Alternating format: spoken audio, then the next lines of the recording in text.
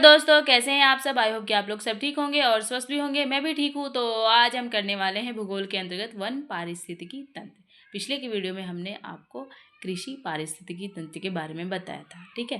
तो लास्ट में ये भी बताया था मैंने कि वन पारिस्थितिकी तंत्र के लिए अगली वीडियो आने वाली है, ठीक है। तो देखिए, वन पारिस्थितिकी तंत्र एक इकाई है, जैसे कि एक क्या है, इकाई है, ठीक है, जहाँ पौधे, जानवर, सूक्ष्म जीव। देखिए, अब एक वन इकाई इसलिए क्योंकि वन के अंतर्गत सभी चीज़ आपको मिल जाएंगी, जैसे पौधे, जानवर, सूक्ष्म जीव, जैविक घटक, अजैविक घटक सभी मिल जाएंगे। निर्जीव पर्यावरण, अजैविक घटक जैसे कि मिट्टी, हवा, पानी आपस में क्रिया करते हैं और ये वनों में ऊर्जा के प्रवाह और पोषक तत्वों के चक्रण को नियंत्रित करता है, जिसमें पेड़ उत्पादक होते हैं और पर्यावरण संतुलन व जैव विविधता संरक्षण के लिए महत्वपूर्ण है। वह प्राकृतिक तंत्र है, मतलब कि वन पारिस्थितिकी तंत्र वह प्राकृतिक तंत्र है जिसमें पेड़ पौधे, जीव जंतु, सूक्ष्म जीव और उनका पर्यावरण, मिट्टी, जल, वायु एक दूसरे के साथ मिलकर एक संतुलित जीवन चक्र बनाते हैं। अब देखिए वन पारिस्थितिकी तंत्र के घटक। अब देखिए इसमें जैविक घटक।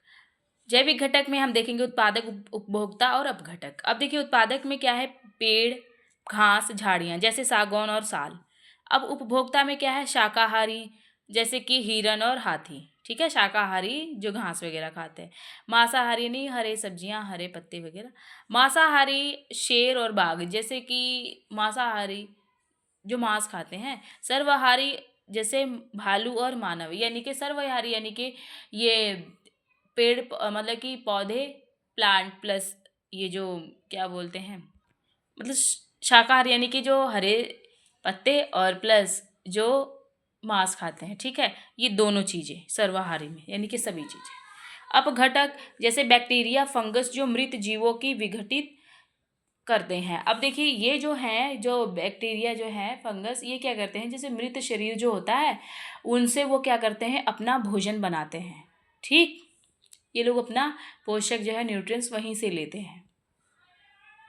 अब देखिए अजैविक घटक। अजैविक घटक में क्या है, सूर्य का प्रकाश, जल, वायु, मिट्टी, ताप। पीछे की वीडियो में हमने यही आपको बताया था कृषि पारिस्थितिकी तंत्र में।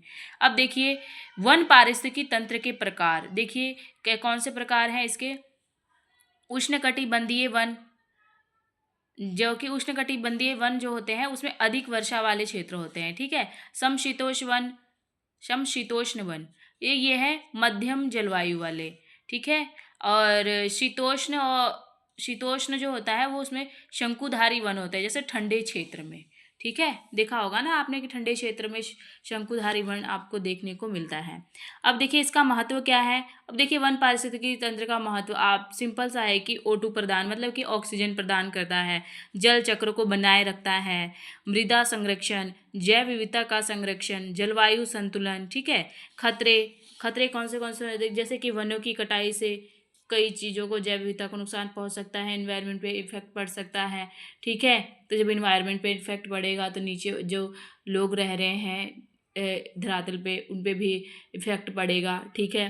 अब जलवायु परिवर्तन, ठीक है। अब देखिए वन की कटाई होगी, गर्मी होगी तो क्या होगा इससे, जलवायु परिवर्तन यानी कि जो बर्फ़ है वो भी पिघलेगी, ठीक है। जब हमारा ग्लोबल वार्मिंग जब बढ़ जाएगा, मतलब ये जो ग्लोबल वार्मिंग होगा इससे क्या होगा कि सभी चीज़ें क्या है, पूरी वार्म यानी पूरी गर्म हो जाएंगी, तो सभी जो बर्फीली एरिया है वो पिघलेंगे, फिर पिघल के वो नीचे आएंगे, फिर ठीक है नदी लेवल से फिर नीचे आएंगे, तो फिर क्या होगा, ये बाढ़, जान माल की हानि होगी और यही सब, ठीक है।